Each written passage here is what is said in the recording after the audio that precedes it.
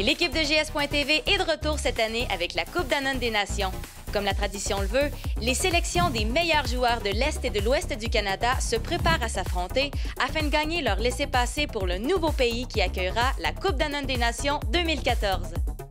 Dean, parle-nous de chacun des clubs. Qu'est-ce qui caractérise l'équipe de l'Est et qu'est-ce qui caractérise l'équipe de l'Ouest cette année? L'équipe de l'Ouest est plus grande et plus physique que l'équipe de l'Est. Fait qu'on va voir comment ça déroule dans une situation de match. On a deux bons gardiens, les deux côtés. Ça fait que je pense que demain, le match va être très intéressant au niveau de pointage, va être très bas. Mais aussi, on a quelques joueurs dynamiques sur les deux côtés en milieu de terrain qui va créer quelque chose, un match avec la largeur du terrain qui va être très intéressant. Justement, est-ce qu'il y a des joueurs à surveiller demain qui se démarquent du lot un petit peu? Mais je pense, comme d'habitude, on a des bons joueurs sur les deux côtés. Ils viennent de faire une semaine d'entraînement, l'Est ensemble, l'Ouest ensemble, et demain, c'est la finale nationale. À l'issue de ce match-là, qu'est-ce qui se passe pour l'équipe gagnante? L'équipe gagnante, il va mériter une semaine en Brésil pour la finale nationale de Danone Nations Cup, le finale mondial pour le Danone Nations Cup. Ça fait qu'on attend des excitations demain après le match. Les deux équipes sont prêtes, mais l'Est est bien déterminé à conserver son titre de championne. Jules, comment tu as réagi quand tu as su que tu avais été sélectionné sur l'équipe de l'Est pour la Coupe Danone? Je l'ai fait à l'école. Mon père est venu me le dire. Puis au début, il y avait genre une face inquiète qui... Puis après, il m'a dit « juste regarde ». Puis après, j'ai vu que j'étais choisie, donc j'ai genre crié comme un fou dans l'école. Est-ce que tu étais surpris? Non. Non, parce que j'ai travaillé fort et ça m'a donné des bons résultats. Et Gilles, avant de te joindre à l'équipe de l'Est pour la Coupe Danone des Nations, tu jouais pour quelle équipe?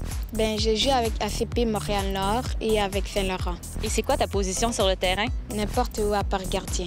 Et ce serait quoi ta plus belle qualité comme joueur? C'est la vitesse et mon tir. J'ai pas de point faible. J'ai pas de point faible.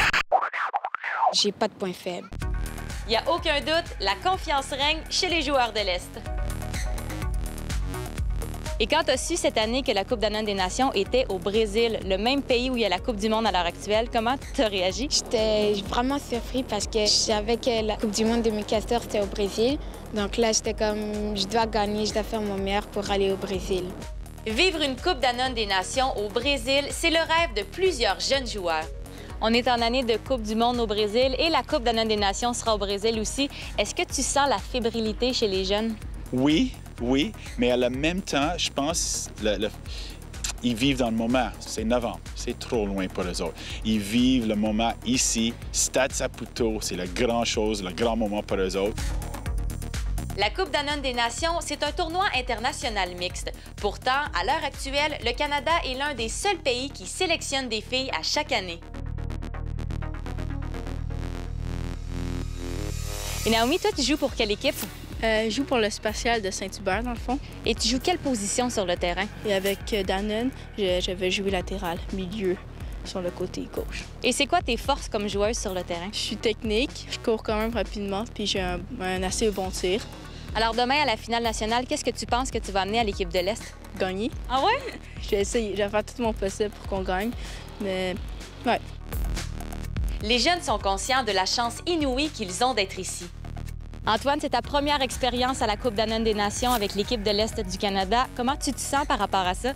Bien, je trouve que c'est un privilège quand même parce qu'il faut avoir du talent, puis ils ont quand même vu 5000 jeunes. Je trouve ça exceptionnel. Est-ce que ça a été difficile de passer à travers ces différentes étapes de sélection? Oui, parce qu'on a vu des gens très bons dans toutes les circonstances. Oui, c'était quand même difficile.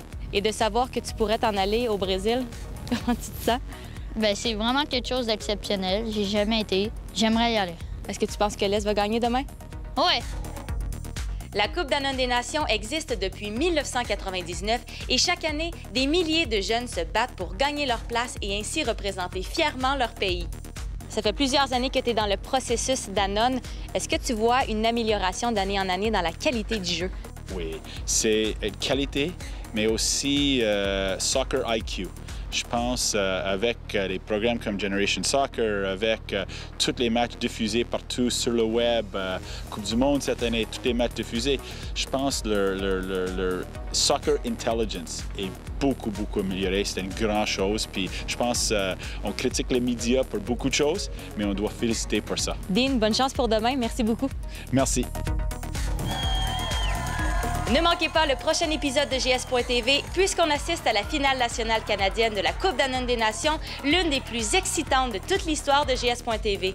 Le gardien de but Maxime Crépeau, un ancien de la Coupe Danone des Nations, commente les exploits du match et on vous dévoile l'identité de l'équipe qui partira pour le Brésil.